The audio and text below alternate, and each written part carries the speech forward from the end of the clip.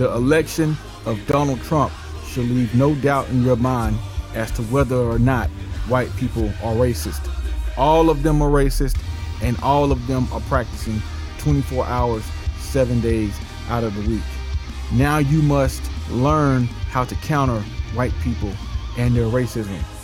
Go to www.cobrasinAction.org and start learning today what racism is, who's practicing it, and how it can be countered. Again, with the election of Donald Trump and all of the racists that he is appointing in his cabinet, in his government, there is no more time for guessing and trying to find good white people. There are no good white people when we're talking about racism. They're all practicing it. They all told you how scary Donald Trump was and how bad he would be for the country. Yet over 50 million of them voted for him. Over 50 million of them. That should let you know something. All of the feminists, all these white women that are supposed to be feminists, that were supposed to come out in droves and vote for Hillary Clinton, when they got behind the boots, they overwhelmingly voted for Donald Trump. Do not believe white people. They are lying. They are practicing refinement. What is refinement? Go to www.cobrasinAction.org and find out. Teach yourself about racism. Learn about racism so that you can counter it and replace it with justice.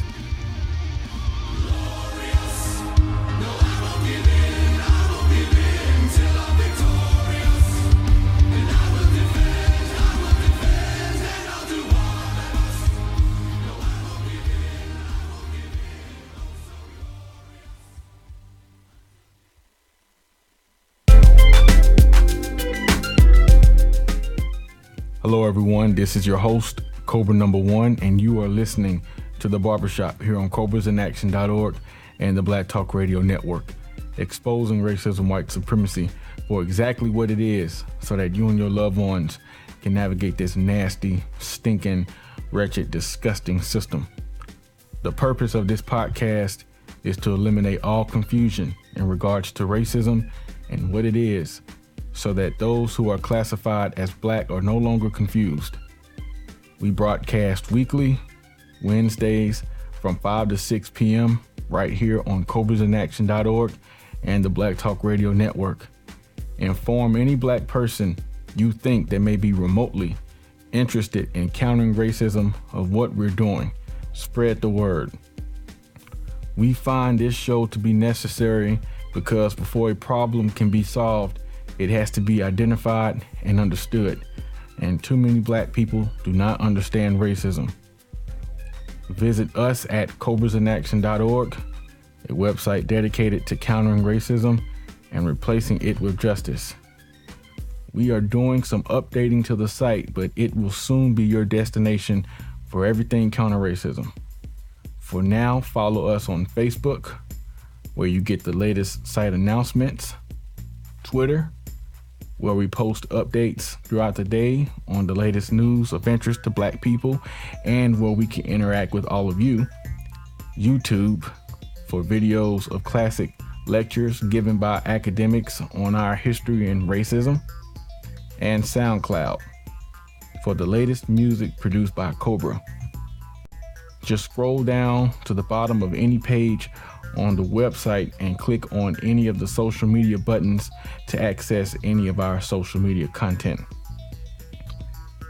We have 2 new podcasts, Flex Talk, a podcast dedicated to improving the physical, mental, and spiritual health of black people, and Urugu, an analysis of white people. We do Flex Talk on Wednesdays from 11 to 1 p.m. and Urugu is not on a set schedule, but just go to CobrasInAction.org, click the menu tab, then click on podcasts to listen to any of the shows. Today we are going to focus on the Obama legacy. Last night he gave his farewell address as his administration departs DC and the Trump administration arrives. You can sum up his legacy in one sentence from a counter-racism perspective. And that's what I will be doing after going over his major accomplishments. So let's take a quick station break. And when we come back, we're going to get into today's topic. You are listening to The Barbershop here on CobrasInAction.org and the Black Talk Radio Network. Be back.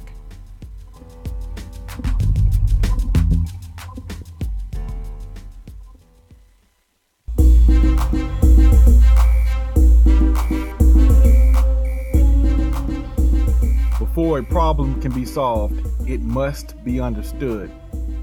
And too many black people do not understand racism. Go to www.CobrasInAction.org today and learn more about racism and how we can solve this problem.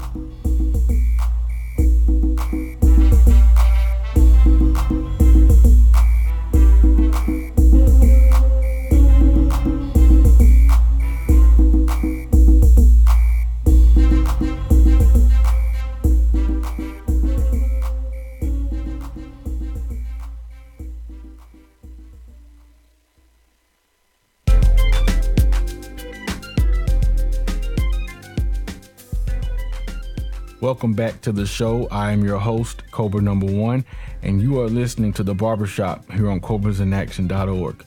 Before I get started, I just want to say that racism, white supremacy is real. It's not just some little cute phrase that I'm saying for shits and giggles. If you are not convinced of their superior position, they're being white people. Just look up the 13th Amendment. See how slavery was never abolished and how it has morphed into what they call mass incarceration. But when you scratch beneath the surface, you really see it's just flat out slavery. Remember, most black men are in prison for nonviolent crimes, which I'm saying is just a scheme by white people, the ones that make all the rules and laws, to continue exploiting niggers for labor. Only a people in a superior position can enslave another people, folks. Deal with it. Now, since the last time I spoke with you all, there have been a few beefs to make headlines in the hip hop world. Soulja Boy and Chris Brown are beefing over some girl. Someone said something on Instagram, and now these niggers barking at each other like two pet bulls. They have both challenged each other to a boxing match. I think 50 is going to promote this shit show. See, this is just more of the same. Niggas showing out, putting their bodies on the line for crackers. Every single Sunday, 70, 80,000 screaming racists pack stadiums all across this country on Saturday and Sunday to see what? To see you niggas down on the field, putting their bodies on the line for the enjoyment of people who really don't give 2 cents about them. About you, I should say. White people, these rabid fans, they're in the stadiums, shouting all types of obscenities at these players when they don't perform up to par. Why? Because they don't respect them. That's why. Because these players are nothing but niggas. And then, you have a few that make a little extra change, and they're propped up as some type of proof that we've come so far into society, and look, blacks and whites are getting along now. Look, for if they weren't, he wouldn't be making so much money. Look at that. Yeah, white people love him. They buy his jersey. Yeah. Those Cavaliers fans, they all bought LeBron James jerseys, but you saw how they turned on him quickly when he decided to have some self-respect and do what was in his interest. Burning his jersey, calling him all types of nigga. You even had one cracker write a book, The Whore of Akron. Is that the title of the book? Whatever.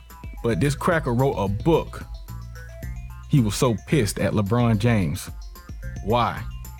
Because the last time I checked, it's within everyone's right to negotiate their working conditions while at work. I mean, it's your life, it's your time, and it's your mouth. If you decide that, hey, you know what? I'm worth quite a bit around here. I'm pretty important. I get the job done.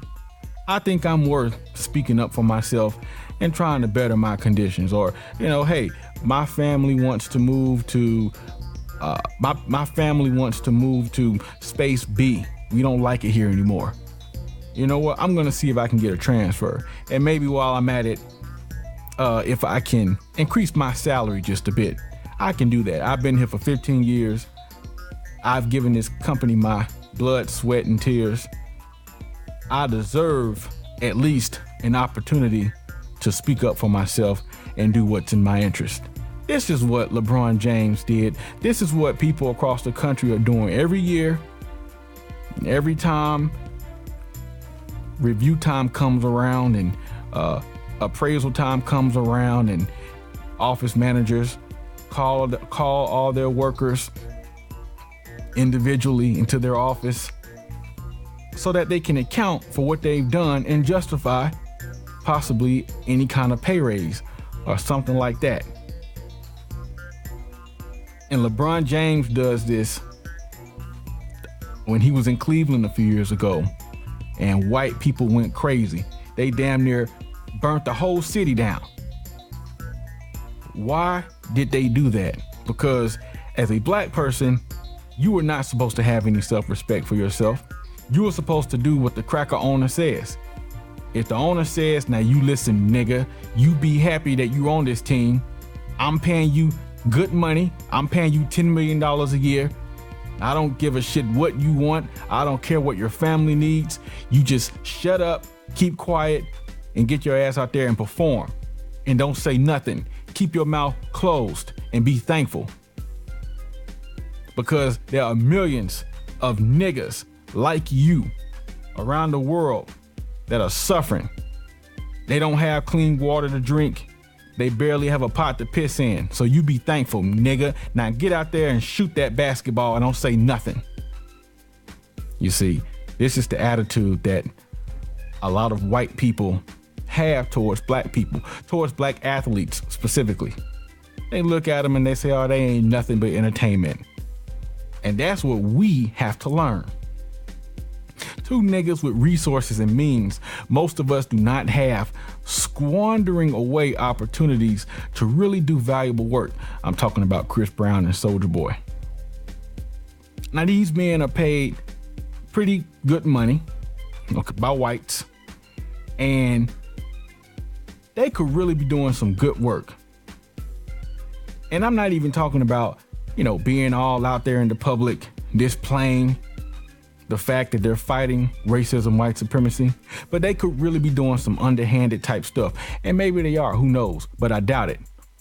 Not any kind of reflection on them, but it's just because most black people, including myself, are confused and ignorant about the system of racism, white supremacy, and most of us do not know what to do.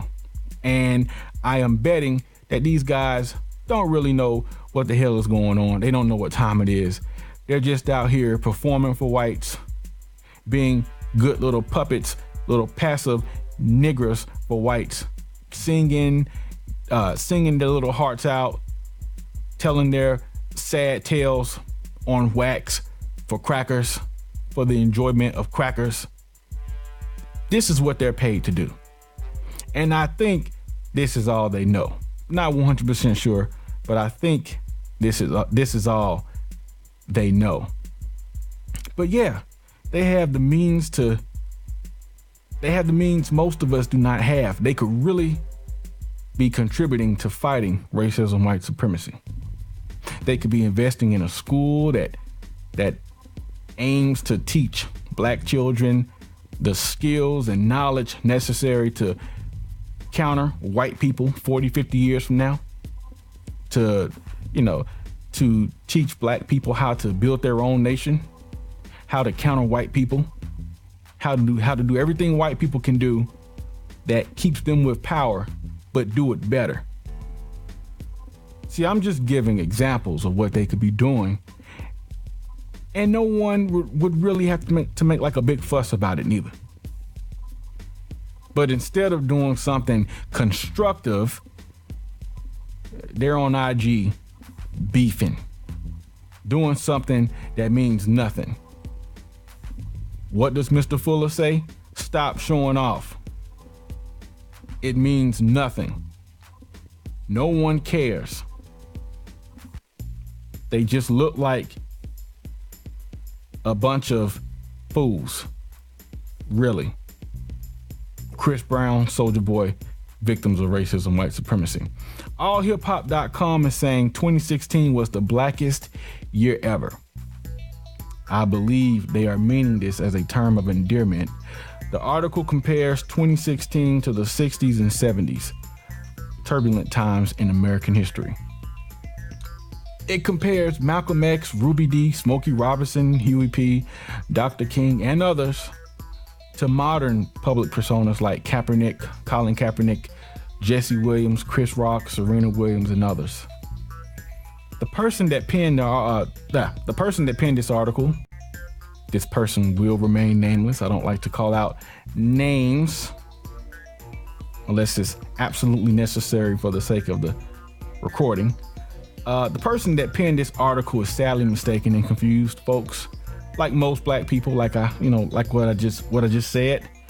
It's insulting to compare individuals that dedicated their lives to justice, literally dedicated their lives to justice. Dr. King dedicated his life. Malcolm X dedicated his life with social media revolutionaries. Individuals that may say one little sentence or make one little point on a platform given to them by white people and overnight become the so-called black leader appointed by white people, of course. You get on some stage somewhere and you, for 30 seconds, you say something that resonates with people, and all of a sudden now you're the new Dr. King.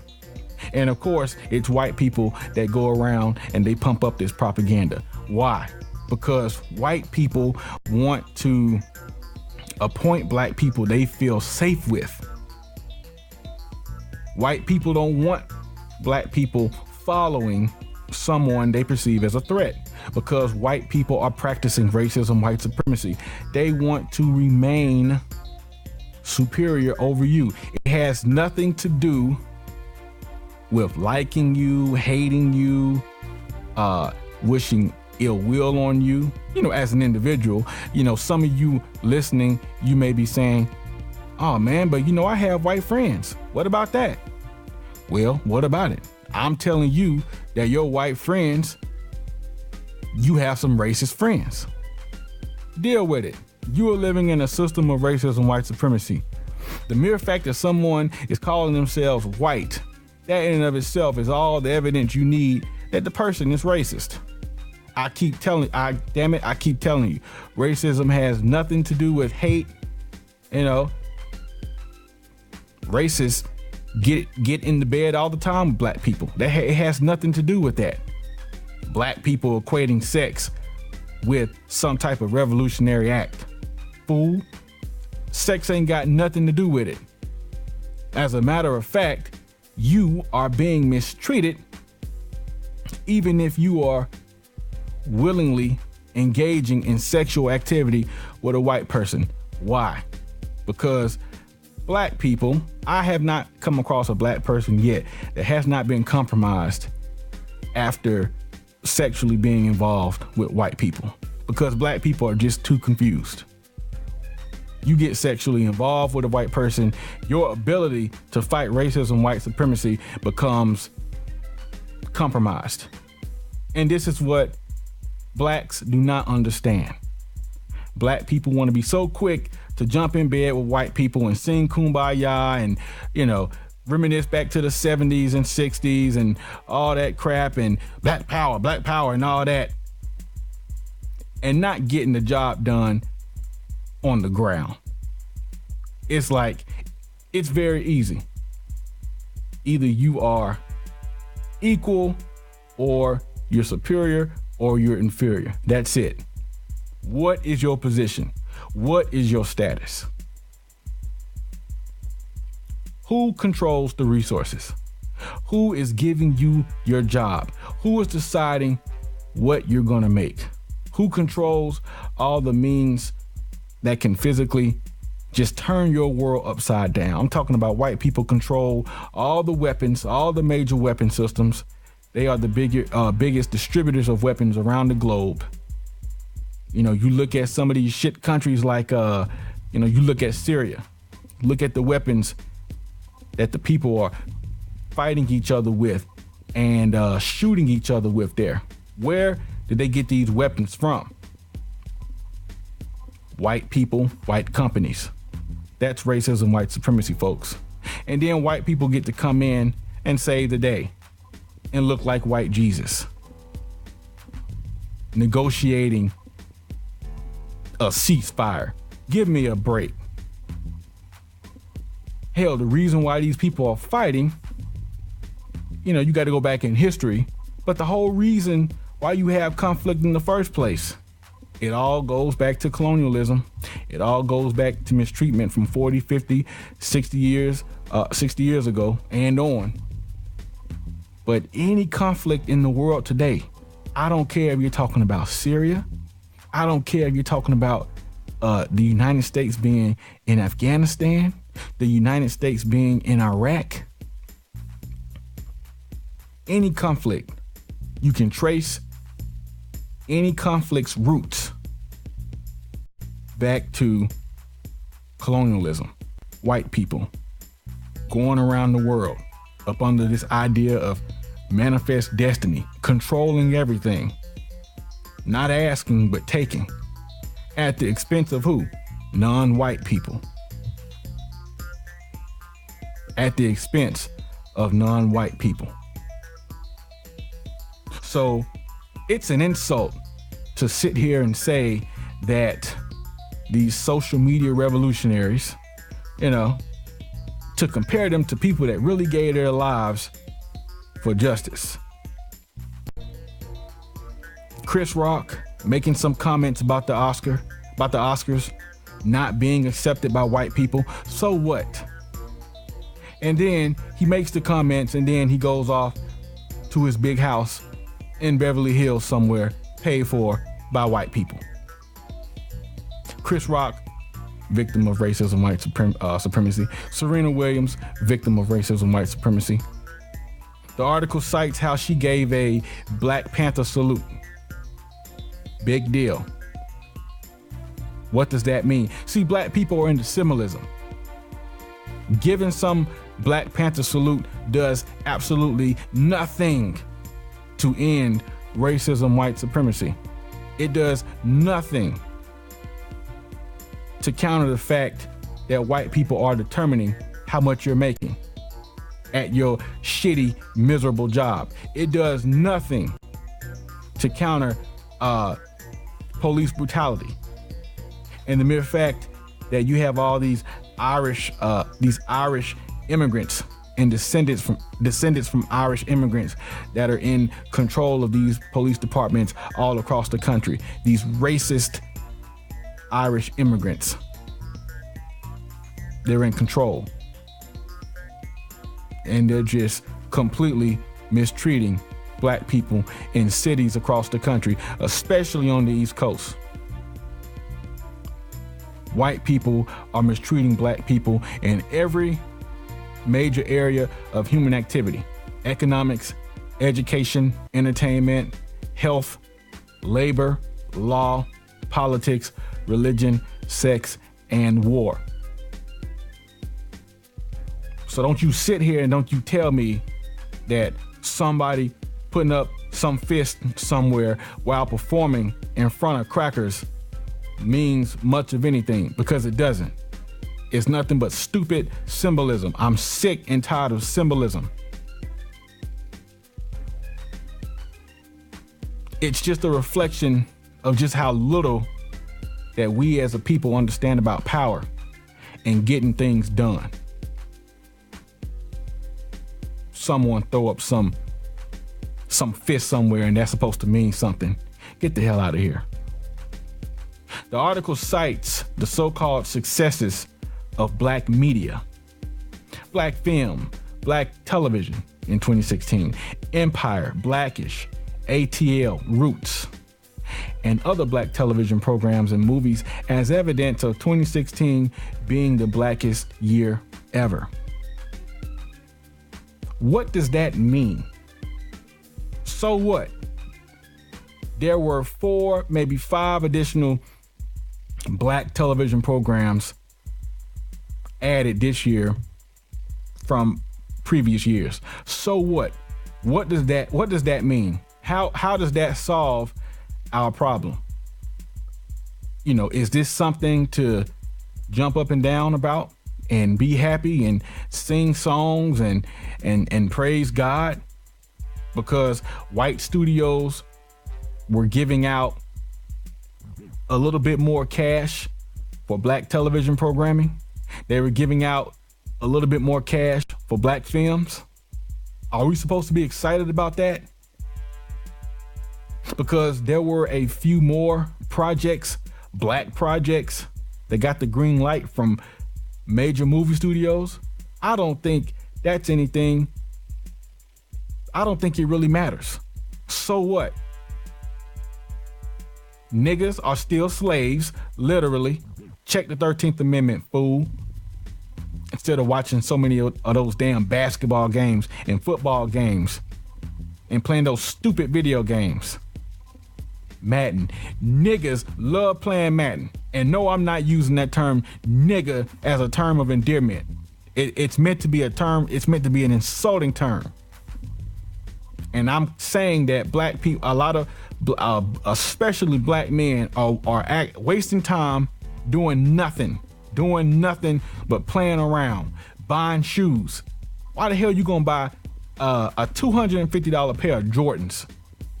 Why are you compensating for white people? Stop compensating like that. It does nothing. If you want to compensate for the lack of political power that you have in your community. Start putting some money behind some political candidates. You know, get you and some of your friends and get out there and start getting some money. You know, get yourself a platform that's completely in the interest of black people. Have some self-respect. Put yourself a platform together. Get some friends. Get out there. Let's get some fundraising going. Let's start running our own candidates. Compensate for the lack of political power we have, not for the perceived lack of class that you may or may not have as a result of some pair of shoes that you don't have. Shoes don't equal class at all, but yet black people think that's going to make them equal. You know, if I just have on the best pair of shoes, or if I have just the, you know, if I can wear the best clothing, if I can have all the name brands, I'll be looked at as a person with dignity. That will compensate for my blackness, for my lack of class. If I just spend a little bit more money on my hair, you need to stop that. The goal is not to impress white people. The goal is not to assimilate with white people. You should not care about white people and what they think. This is not about hating white people. Hating white people does nothing. It's too late for that. It's a waste of energy. What you have to do is you have to counter white people. White people are superior over you in 2016. You have to do things to undermine white people's authority over time. And a lot of that can be done just by black people just developing self-respect for ourselves. It really can. It really can be done just by black people developing self-respect enough self-respect to call white people out and begin countering them. So yeah, the article cites blackness as if blackness is something positive. What is blackness anyway? Is blackness something positive? I don't think so. Black culture is shitty. I've said this before. Black culture is shitty. Why? Because black culture is a response to whiteness. That's all black culture is. It's a response to mistreatment on the greatest level. I keep telling you, where does white come from? Why are white people white? Where does that term come from? It coincides with the Atlantic slave trade. White people are white because they needed an excuse to differentiate themselves from you. They are saying that because they're white, they are not to be mistreated, and because you are black, labeled by themselves, that you are to be mistreated. That's the whole point of whiteness. That's white culture in a nutshell. It's the ability to mistreat non-white people. That's where that term white comes from. White racism. Who developed the term racism? White people. The term racism, white as a race, color as a race. These things coincide with the Atlantic slave trade. They're just tools to justify mistreatment. You are black because they're white. Everything you've done since the Atlantic slave trade has been just a response to white people mistreating you. What am I saying? Don't get so attached to what we call black culture. A lot of it is shitty because it hasn't done anything to solve our problem. What is our problem? White people, period. So I would not get too bent out of shape or too riled up about someone somewhere in some article, a victim, because he is black, saying 2016 was a year of blackness, as if this is something to be proud of. It is not. I'll stop there. You're listening to The Barbershop right here on CobrasInAction.org and the Black Talk Radio Network. Be back.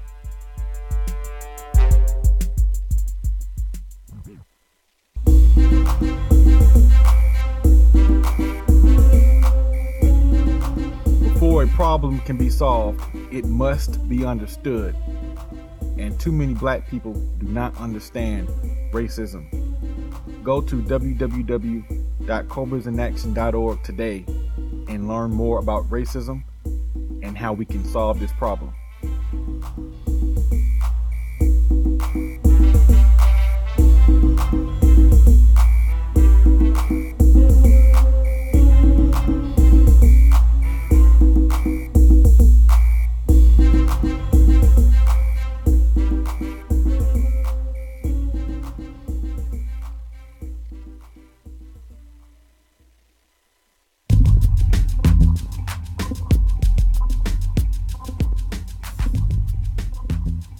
Welcome back to the show. I am your host, Cobra Number One, and you are listening to The Barbershop here on CobrasInAction.org and the Black Talk Radio Network.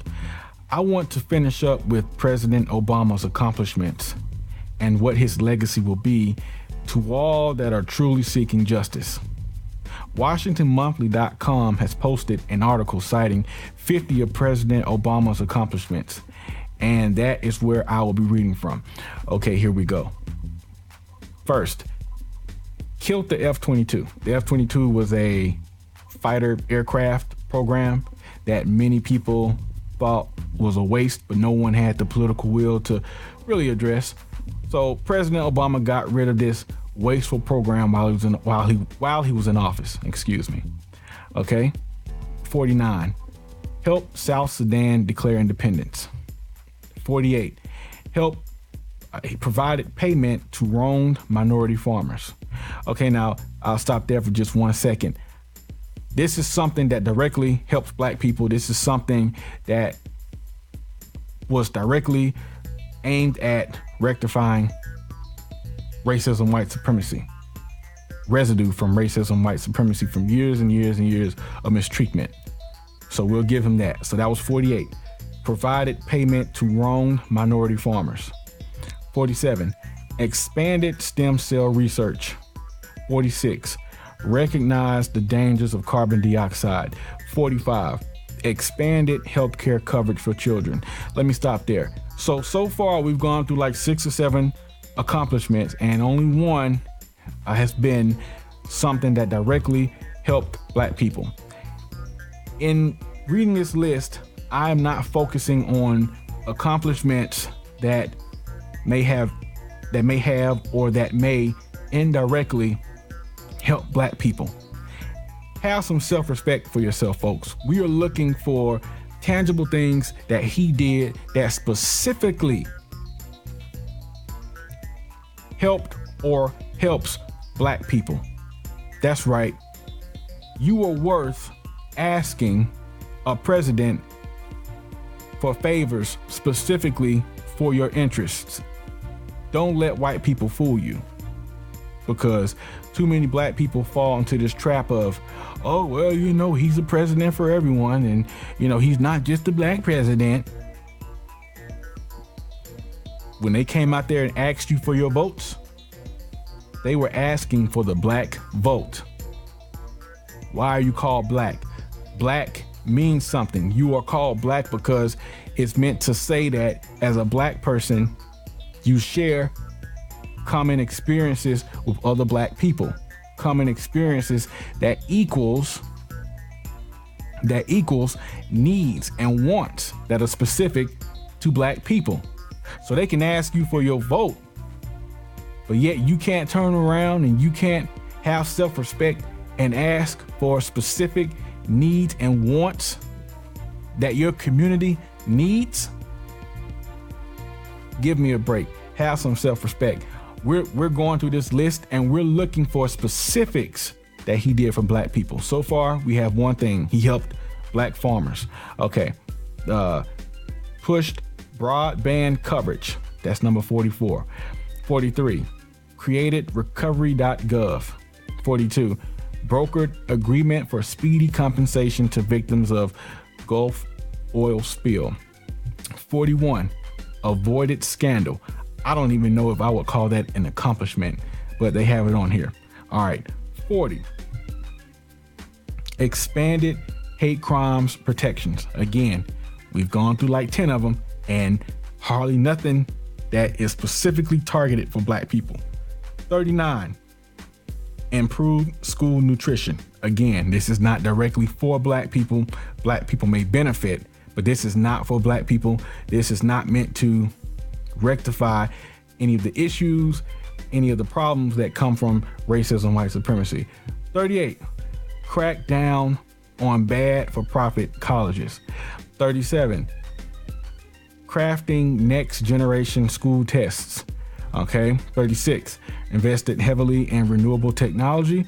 I don't think Black people are concerned with that. 35. Let space shuttle die and kill planned moon mission. Black people are not looking to go to the moon. Black people are not looking to go to the Mars. Black people can't afford any of these endeavors. Means nothing to Black people whatsoever. 34. Began post 9/11 military build down. 33. Trimmed and reoriented missile defense. Black people don't know nothing about no missile defense. Black people don't know anything about foreign policy. Black people are looking for jobs. Black people are looking to not be mistreated on the job. Black people are looking for equal treatment. Has nothing to do with countering racism, white supremacy. 32. Pass Fair Sentencing Act. Now, I'll stop here. This is aimed at restricting racism, white supremacy, but it does so little. It says signed 2010 legislation that reduces sentencing disparity between crack versus powder cocaine possession in from 100 to 1 to 18 to 1. Okay, so he reduced the sentences a bit, but at the end of the day, most Black men are still getting locked up for non-violent offenses. So I don't care if you reduce that number by a few points. It's still going on. That's my thing. And that needs to be your thing too. You see, they talk in percentages. Oh, well, crime has gone down by 5%. Crime has gone down by 3%. But yet, crime is up like at 75%. It's still too damn high. Same thing here. So not as many black men may be getting locked up in a certain year, but there's still a whole lot of them getting locked up. That's the point. Where none should be getting locked up at all for this type of stuff, for non-violent drug offenses. None. It's an excuse to continue slavery. 31, pushed federal agencies to be green leaders. 30, gave the FDA power to regulate tobacco. 29, expanded wilderness and watershed protection. 28, expanded national service.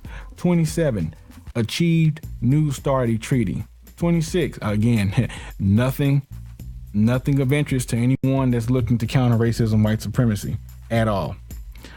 26, improved food safety system. 25, protected 2 liberal seats on the U.S. Supreme Court. Black people are not liberals. Black people are not conservatives. Our interests are specific and unique. Black people have specific and unique interests.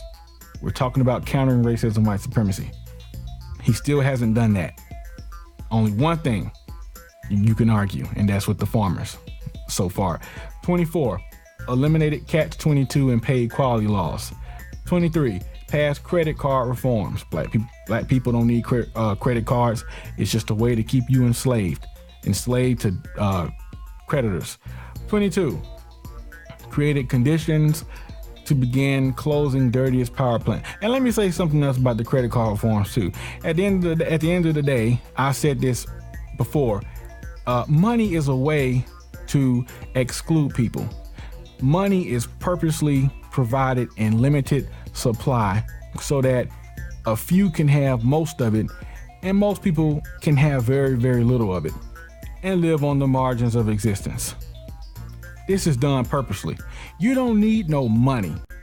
Time and energy is the only currency that we need if we're talking about equality, because time and energy is something that has been given to all of us. And guess what? There is an infinite amount of work that needs to be done. So there's never not enough work, okay? And so you can have all the people in the world, they're still gonna, employed. There's still gonna be some work that's not going to get done. What's my point? My point is that there should never be any kind of unemployment. But see, there's so many barriers to becoming employed in the first place. And then you have different levels of payment. There shouldn't be no different levels of payment. Work is work. The concept of work is that you are contributing back to society. There should be no, I'm a lawyer, so I make 100% more than you. See, this is all from white culture. White people are very big on status and excluding people and hierarchy and all that. It's not helpful. It's not constructive at all. If we had a currency system based on time and energy, you wouldn't need no damn credit cards in the first place, which means you wouldn't need no credit card reform. 22, created conditions to begin closing dirtiest power plants. 21, tighten sanctions on Iran. Again, nothing of interest to black people. 20, increase support for veterans. 19, began Asia pivot. 18, passed many stimuli. Okay, this was when during the recession, I guess some families that were hurt by the recession got some economic stimulus from the government. Again, you look at the numbers, you look at black people on the whole, black people's income, black people's unemployment rates.